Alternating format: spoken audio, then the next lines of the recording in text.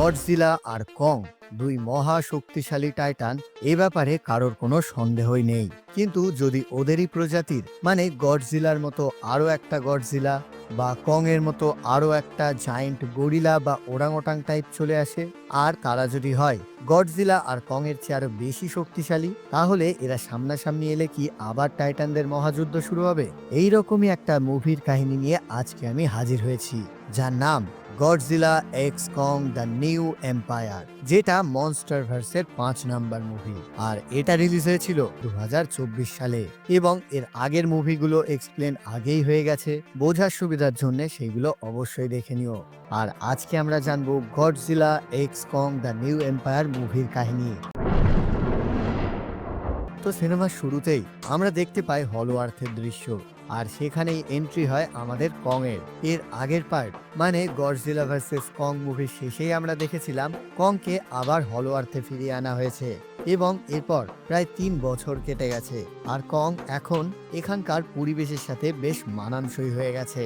এরপর দেখা যায় কিছু হিংস্র প্রাণী কংকে তাড়া করছিল, আর কং ছুটতে ছুটতে পাহাড়ের এমন এক জায়গায় চলে আসে যেখান থেকে আর এগোবার কোনো রাস্তাই থাকে না। আর তাই কং তখন প্রাণীগুলোর বিরুদ্ধে রুখে দাঁড়ায়, এবং আমরা দেখতে পাই কং আগে থেকেই নিজের বুদ্ধি প্রয়োগ করে প্রাণীগুলোকে নিজের পাতা ফাঁদে ফেলে তাদের শিকারের জন্য, আর তারপর একটাকে ধরে মাঝখান থেকে চিড়ে দেয়, যা দেখে বাকিরা পালিয়ে যায় এবং কংয়েরও খাবার জুটে যায়। তারপর কং সেটা নিয়ে নিজের জায়গায় ফিরে আসে, কিন্তু দেখা যায় ওর একটা দাঁতের অবস্থা খুবই খারাপ।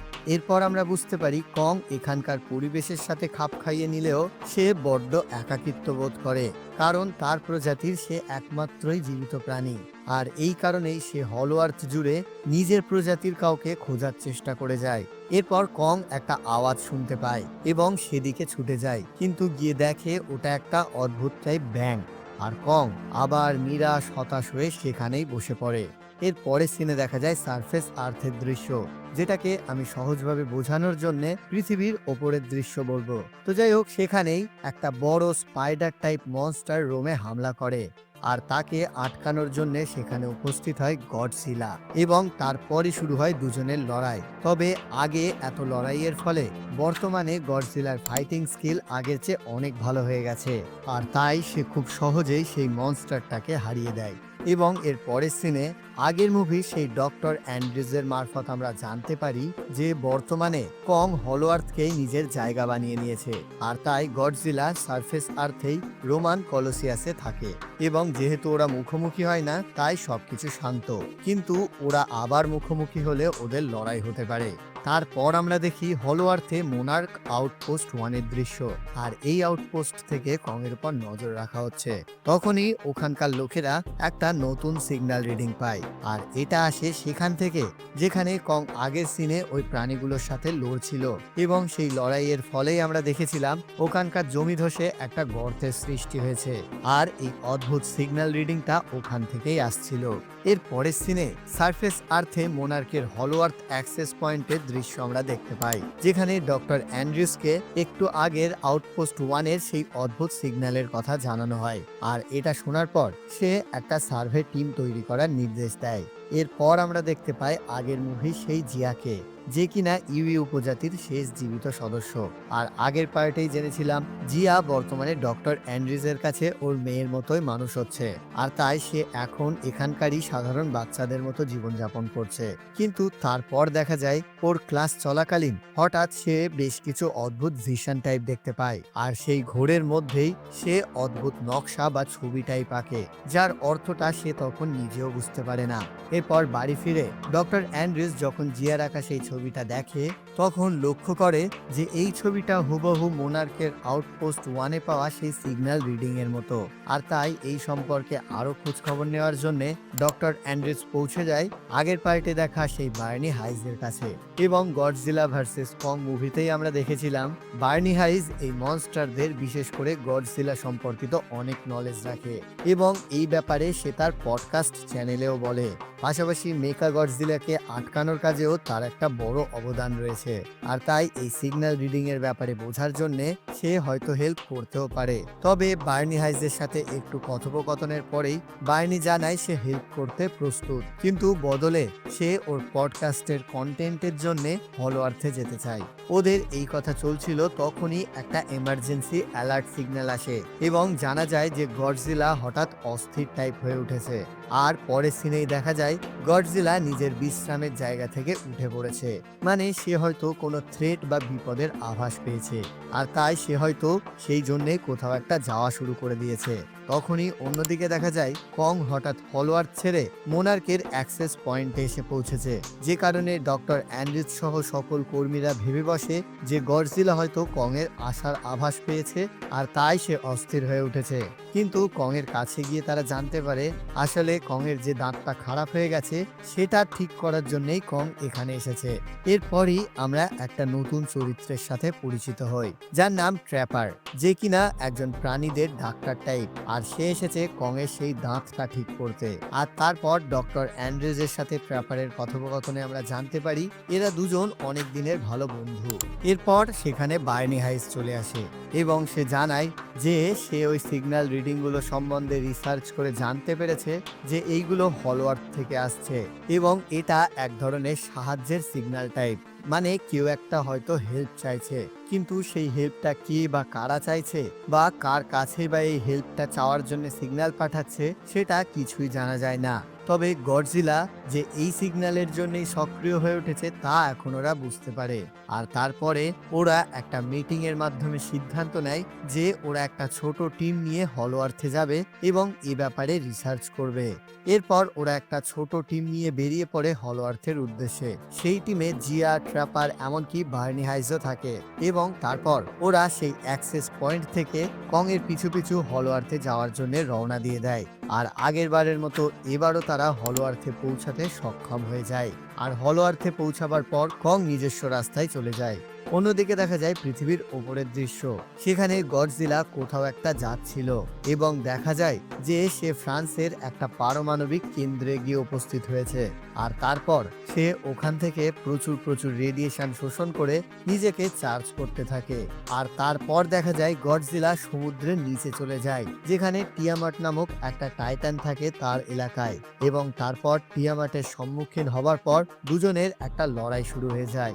আর গডজিলা যেহেতু কিছুক্ষণ আগেই পারমাণবিক কেন্দ্র থেকে প্রচুর রেডিয়েশন শোষণ করেছিল, তাই সে বর্তমানে খুবই পাওয়ারফুল এবং এই কারণেই সে টিয়ামাটকে খুব সহজেই হারিয়ে দেয়। আর তারপর গডজিলা টিয়ামাটের গুহার মধ্যে প্রবেশ করে এবং সেখানেই হাইবারনেশনে চলে যায়। আসলে সে এখান থেকে প্রচুর এনার্জি শোষণ করার জন্যই এমন করছে এবং এসব দেখেই মোনার্ক বুঝে যায় যে গডজিলা হয়তো কোনো বড় মনস্টারের সাথে লড়াই করার জন্যই নিজেকে পাওয়ারফুল করে তুলছে। অন্যদিকে ডক্টর অ্যান্ড্রিজরা হলো আর্থের মোনার্ক আউটপোস্ট 1-এ গিয়ে পৌঁছায়, কিন্তু সেখানে যাবার পর তারা দেখে যে কেউ বা কোনো একটা বড় মনস্টার টাইপ সেখানে সবকিছু ভেঙে তছনছ করে দিয়েছে, এমনকি ওখানকার সকল কর্মীও মারা গেছে। এবং তখনই ওরা পাহাড়ের গায়ে কংয়ের মতো একটা বড় প্রাণীর হাতের ছাপ দেখতে পায়। তবে ওরা এটা বুঝতে পারে যে এটা কং করেনি, ওরই প্রজাতির অন্য কেউ করেছে। তারপর অন্যদিকে হলো আর্থেই কং নিজের বাড়িতে পৌঁছানোর পর ওর সেই হাতিয়ারটা বার করে যেটা সাহায্যে সে গডজিলার বিরুদ্ধে লড়েছিল, এবং সেই হাতিয়ারটা সাথে নিয়েই সে আগের দিন হওয়া গুহায় বা গর্তে যায়। আর তার ভেতরেই যাবার পর কং দেখে যে ওর হাতিয়ারটা জ্বলজ্বল করতে শুরু করেছে এবং একটু পরেই পুরো গুহাটাই জ্বলজ্বল করে ওঠে। আর দেখা যায় যে সেখানে অসংখ্য ক্রিস্টালের মতো আছে এবং এছাড়াও কং ওখানে ওর প্রজাতির প্রাণীদের প্রচুর কঙ্কাল পড়ে থাকতে দেখে। তারপর গুহা থেকে বেরোনোর পর কিছুক্ষণের মধ্যেই কং ওর সামনে ওরই প্রজাতির একটা বাচ্চা দেখতে পায়। আর কং যেহেতু এতদিন নিজের প্রজাতির কাউকে খুঁজছিল, তাই ওকে দেখে সে ভীষণ ইমোশনাল হয়ে পড়ে। আর এই বাচ্চাটার নাম শুকো, এবং কং নিজের হাতিয়ার রেখে যেই ওর দিকে হাতটা বাড়িয়ে দেয় অমনি শুকো কংয়ের হাতে কামড়ে নেয়। আর তখনই আচমকা সেখানে আরো 3টে কংয়ের মতো বড় গরিলা চলে আসে, যারা কংয়ের উপর অ্যাটাক করে এবং শুরু হয় 1 ভার্সেস 3 লড়াই। তবে কং এর ফাইটিং স্কিল যেহেতু খুবই ভালো, তাই সে খুব সহজেই ওদের তিনজনকে হারিয়ে দেয় এবং পাহাড় থেকে পড়ে যাওয়া একটাকে বাঁচানোর চেষ্টাও করে। কিন্তু বাঁচানোর পর সে যখন আবার কংকে মারতে যায়, কং ওকে ধাক্কা মেরে ফেলে দেয়, যা দেখে অন্যজন পালিয়ে যায়। তারপর কং শুকোর সামনে যায় এবং শুকো কংকে বোঝায় যে সে কিছু একটা থেকে ভয় পেয়ে আছে, আর তাই কং ওর পেছন পেছন যাওয়া শুরু করে দেয়। অন্যদিকে আমরা দেখি ডক্টর অ্যান্ড্রিউসরা ওদের জানে করে যাচ্ছিল। তখনই ডক্টর অ্যান্ড্রিউস ধ্বংস হয়ে যাওয়া আউটপোস্ট থেকে পাওয়া একটা ক্যামেরার ফুটেজে দেখতে পায় যে কংয়েরই মতো একটা বড় মনস্টার ওদের আউটপোস্টটা ধ্বংস করে দিয়েছে এবং তারপরই ওরা আবার সেই সিগন্যালটা পায় এবং সেটাকে ফলো করে ওরা জঙ্গলে ল্যান্ড করে। কিন্তু জঙ্গলে কিছুটা এগিয়ে যাওয়ার পরেই আচমকা একটা বড় মনস্টার গাছ ওদের পাইলট বা সঙ্গী মিকেলকে খেয়ে ফেলে, যা দেখে ওরা ভীষণ ভয় পেয়ে পালানো শুরু করে দেয় এবং তার কিছুক্ষণ পর ওরা একটা অদ্ভুত জায়গায় এসে পৌঁছায়, যেখানে তারা মানুষের প্রাচীন সভ্যতার একটা নিদর্শন পায়। আর এটা দেখে ওরা ভীষণ অবাক হয়ে যায়। ওরা ভাবতে থাকে যে হলো আর্থে মানুষের বসতি কিভাবে এলো, এবং জিয়া জানায় যে এটা তাদেরই সেই ইউই সভ্যতারই নিদর্শন। মানে এই ইউই সভ্যতার মানুষ স্কাল আইল্যান্ডের পাশাপাশি এই হলো আর্থেও বসবাস করত। তারপর ওরা আরো এগিয়ে যায় এবং সেখানে দেওয়ালের গায়ে নির্দেশিত একটা জায়গার চাপ দেবার ফলে একটা অদ্ভুত অর্গানিক দেওয়ালের সামনে গিয়ে ওরা উপস্থিত হয়। আর তারপর সেটা ভেদ করে ওরা একে একে ভেতরে প্রবেশ করে এবং ভেতরে প্রবেশ করার কিছু পরেই একদল উপজাতি ওদেরকে ঘিরে ফেলে। আর ওরা জিয়াকে দেখেই বুঝে যায় যে সে ওদেরই উপজাতির একজন, আর তাই ওরা এদেরকে সাথে নিয়ে নিজেদের ইউই বসতিতে নিয়ে যায়। আর সেখানে যাবার পর আমরা দেখি এখানে ইউই উপজাতির প্রচুর মানুষ বসবাস করে, আর এখানেই আমরা বিশাল বড় বড় ক্রিস্টাল দেখতে পাই, যেমনটা আমরা সেই গুহায় দেখেছিলাম। এবং এগুলো থেকে এক ধরনের এনার্জি বেরোচ্ছে, যেটা কিনা হলো আর্থের মেন এনার্জি সোর্স। আর এখানেই তারা আকাশে অনেকগুলো পোর্টাল দেখতে পায়, যার সাহায্যে পৃথিবীতে মনস্টাররা যাতায়াত করে। এরপর সেখানে আসে ইউইদের লিডার বা রানী, আর তারপর জিয়াকে তার কাছে আনা হয় এবং তারপর তিনি জিয়ার হাতে হাত রাখেন। কারণ আমরা আগেও জেনেছি এই ইউই উপজাতি কথা বলে না, এরা টেলিপ্যাথির মাধ্যমে একে অপরের ভাষা বোঝে এবং এই টেলিপ্যাথির মাধ্যমেই ইউইদের রানী জিয়া সম্পর্কে সবকিছু জেনে যান। ফলে তিনি বাকিদেরকেও মুক্ত করার নির্দেশ দেন। আর তারপর জানা যায় যে সেই হেল্প সিগন্যালটা এই ইউই উপজাতির লোকেরাই পাঠিয়েছিল এবং এ ব্যাপারে ডক্টর অ্যান্ড্রিউসদের ভালো করে বোঝানোর জন্য তাদেরকে একটা বিশেষ রুমে নিয়ে যাওয়া হয়, যেখানে সেই রুমের দেওয়ালে ইউই উপজাতি ও মনস্টারদের প্রাচীন কাহিনী বর্ণিত রয়েছে, যা পড়ে ডক্টর অ্যান্ড্রিউস সহ বাকিরা জানতে পারে যে প্রাচীনকালে হলো আর্থ আর সারফেস আর্থ শান্তিপূর্ণ ছিল, কারণ তখন সবকিছুই দেখভালের দায়িত্ব ছিল এই টাইটানদের উপর, এবং কং এর মতো জায়ান্ট গরিলা বা এ প্রজাতির দায়িত্ব ছিল মানুষের রক্ষা করা। তবে সেই প্রজাতিরই একজন, যার নাম স্কার কিং, সে ছিল ভীষণ পাওয়ারফুল এবং লোভী, আর তাই সে সিদ্ধান্ত নেয় যে সে সারফেস আর্থে পৌঁছে সেখানেই নিজের রাজত্ব গড়ে তুলবে। আর তখনই ওর এই কাজে বাধা হয়ে দাঁড়ায় গডজিলা, এবং তারপর গডজিলা স্কার কিং আর তার লোকজনকে হলো আর্থের একটা বিশেষ জায়গায় বন্দি করে দেয়। এরপর তখনই অন্যদিকে দেখা যায় শুকো কংকে সাথে নিয়ে পৌঁছে যায় সেই স্কার কিং এর ডেরায়। আর সেখানে পৌঁছানোর পর কং ওরি প্রজাতির গরিলাদের দেখে অবাক হয়ে যায়, কারণ সে এতদিন এটা ভেবেই কষ্ট পেয়েছে যে ওর প্রজাতির ও একাই বেঁচে আছে, কিন্তু এখন সে জানতে পারে যে ওর প্রজাতির অনেকেই বেঁচে আছে এবং তারা এখন স্কার কিং এর দাসত্বে খুব কষ্টে জীবনযাপন করছে। আর এই স্কার কিং যে ওদের উপর প্রচুর অত্যাচার করে সেটাও কং বুঝতে পারে। তারপর সেখানে এন্ট্রি হয় এই মুভির মেন ভিলেন স্কার কিং এর। প্রথমেই সে কং এর কাছে যায় এবং ওর নকল মেটালের দাঁত দেখে ভীষণ হাসাহাসি করে। তারপর সে শুকোকে মারতে যায়, তবে একটা গরিলা এসে শুকোকে মারার হাত থেকে স্কার কিংকে বাধা দেয়, আর স্কার কিং রাগে সেই গরিলাটাকেই লাভার মধ্যে ফেলে দেয়, যা দেখে কং রাগে হুঙ্কার দিয়ে ওঠে এবং সে স্কার কিং এর বিরুদ্ধে যুদ্ধ ঘোষণা করে। আর তারপর শুরু হয় কং ভার্সেস স্কার কিং এর লড়াই। কং এর কাছে তোর হাতিয়ার আছে এবং আমরা দেখি স্কার কিং এর কাছে হাড় দিয়ে বানানো একটা চাবুক আছে, যার মাথায় একটা ধারালো ক্রিস্টাল টাইপ আছে। তবুও কং খুব সহজেই স্কার কিংকে পরাস্ত করে ফেলে, কিন্তু তখনই স্কার কিং নির্দেশ দেয় একটা টাইটানকে আনার এবং এই টাইটানটাও স্কার কিং এর দাসত্বে আছে। আর সেটা হলো শিমু গডজিলা। এখানে শিমু গডজিলা সম্পর্কে একটা ছোট্ট ধারণা দিয়ে দেওয়া যাক। শিমু গডজিলা একটা বিশাল পাওয়ারফুল গডজিলা, যার কাছে আইস বা বরফের ব্রেথের পাওয়ার আছে, এবং বলা হয় পৃথিবীতে তুষার যুগ এই শিমু গডজিলার কারণেই নেমে এসেছিল। আর বর্তমানে স্কার কিং ওর চাবুকের উপরে লাগানো এই ক্রিস্টালের সাহায্যেই শিমু গডজিলাকে নিজের কন্ট্রোলে রেখেছে, যে কারণে ওর নির্দেশ মতোই শিমু গডজিলা কং এর পর অ্যাটাক করে, এবং তখনই কং ওর হাতিয়ারের সাহায্যে শিমু গডজিলার আইস ব্রেথ আটকানোর চেষ্টা করে, কিন্তু হাতিয়ারটা পড়ে যায় আর কং ওর ডান হাতে ভীষণ চোট পায়। তারপর শুকর দেখানো একটা রাস্তায় কং সেখান থেকে পালিয়ে যায় এবং ওর হাতিয়ারটা স্কার কিং তুলে নেয়। অন্যদিকে এর আভাস ডক্টর অ্যান্ড্রিউসরাও পেয়ে যায়। কং এর কারণে স্কার কিং মুক্ত হয়েছে, আর তাই ইউই উপজাতি সেই সিগন্যাল পাঠিয়ে গডজিলাকে সে ব্যাপারে জানানোর চেষ্টা করছে, যে কারণে গডজিলা স্কার কিং এর বিরুদ্ধে লড়ার জন্য নিজেকে আপগ্রেড করছিল। এবং সেই রুমের দেওয়ালে লেখার মাধ্যমে ওরা আরো জানতে পারে যে এবারের লড়াইয়ে গডজিলাকে সঙ্গ দেবে টাইটানদের রানী মথরা, এবং সেই কুইন মথরাকে আবার জাগানোর কাজ করবে একজন বিশেষ ইউই, আর সেটা হলো জিয়া। এবং এই সব কারণেই জিয়া শুরুতে ওই ভিশনগুলো দেখতে পাচ্ছিল। অন্যদিকে দেখা যায় আহত কং পালাচ্ছে আর ওকে ধরার চেষ্টা করছে স্কার কিং এর সেই প্রজারা, তবে সে পুরোপুরি আহত হয়ে পড়ে যায়। তখন শুকো সেখানে চলে আসে এবং ওকে তুলে অনেক কষ্টে নিয়ে যায় ইউইদের কাছে। আর এখানে ডক্টর অ্যান্ড্রিউসরা তো আগে থেকেই ছিল, আর তাই ওরা কংকে ঠিক করার সিদ্ধান্ত নেয়, এবং আমরা ট্র্যাপারের মাধ্যমে জানতে পারি যে কংকে আরো শক্তিশালী করে তোলার জন্য ওর জন্য একরকম আর্মার টাইপ বানানো হয়েছিল, যে প্রোটোটাইপটা তখনই বাতিল করে দেওয়া হয়েছিল। তবে সেই প্রোটোটাইপটা হলো আর্থের আউটপোস্ট 1-এই ছিল, এবং তারপরই সেখান থেকেই আর্মারের হাতের অংশটা ওরা পেয়ে যায়, আর সেটা লাগিয়ে ওরা কংকে সুস্থ করতে পারে। পাশাপাশি কংকে ওরা আগের থেকে আপগ্রেডও করে তোলে।